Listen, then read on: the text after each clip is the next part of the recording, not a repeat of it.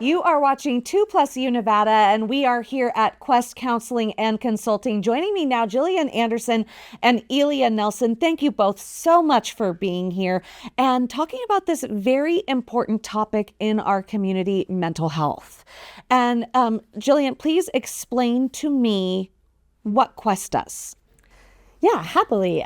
Quest does a lot of things. So we are a community behavioral health center, which means that we offer so many services. So mental health, substance use support and services, psychiatric services. We offer services for both children and adults. And then we also have our wraparound care, which includes peer support services and basic living skills and psychosocial rehabilitation and targeted case management. Quest really wants to be of service and of use to the people in our community, with being able to meet them where they're at, as well as provide services here at Quest. Oh, and we also offer group support services.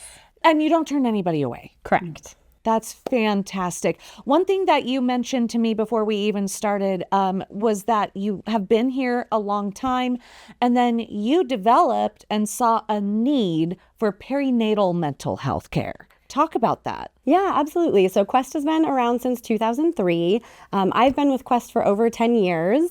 And what happened was that I got pregnant, and then I was like, oh my gosh, working with moms has always been a passion anyway. And it just really highlighted for me the need in our community for this specialized form of care, which is perinatal mental health. And Elia, when does a woman come here, and how do you define perinatal? Perinatal is conception or trying to conceive up to a year postpartum. So if you're trying to have a baby, and it also covers partners. So the whole family is covered under that umbrella of services. And for many people, especially like I was 39, my son was due on my 39th birthday and 41. So there was obviously a lot of work going into having a family for us. And, some people have it a little bit easier than others in conception alone. And that can be a very stressful time for a couple. Absolutely. So talk to me about what you do for services for the partner as well in this process, helping to support a woman who might be having a hard time conceive. There's a lot of stigma around that. And so it's really important that it gets talked about like in your family and as a couple. And so bringing that conversation to the table, period, is really important. Sometimes it doesn't get shared. They just support you and don't really know what to do. And so there's a lot of stress and anxiety that goes with that. So it's really important to have that conversation up front. And, now that we're out here, men can seek services too. We offer some support services for men who are trying to support their partners.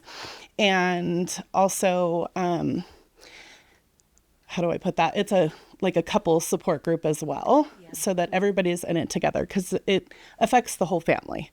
So it's really important for everybody to be included. It really does. And even how to even talk to couples who are trying to conceive and might be having a hard time as well. Mm-hmm. There's a whole language around that.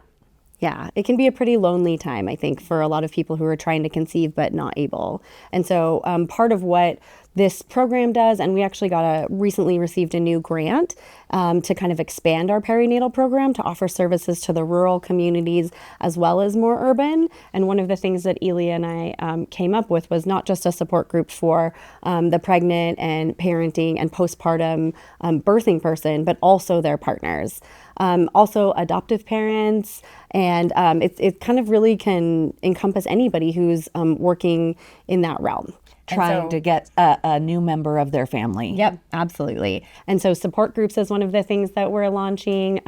Also screening is really important. And so being able to talk with clients and potential clients about screening for perinatal mental health. So there's a screening that's available. The most common one is called the Edinburgh postnatal screening, depression screening. And it's just 10 questions. And we're really trying to provide education about this as well, because really what we ideally want is we want OBs and pediatricians and even like daycare providers, anybody who comes in contact with a person in the perinatal period to be able to be screened for that Edinburgh, to use the Edinburgh because it's just easier.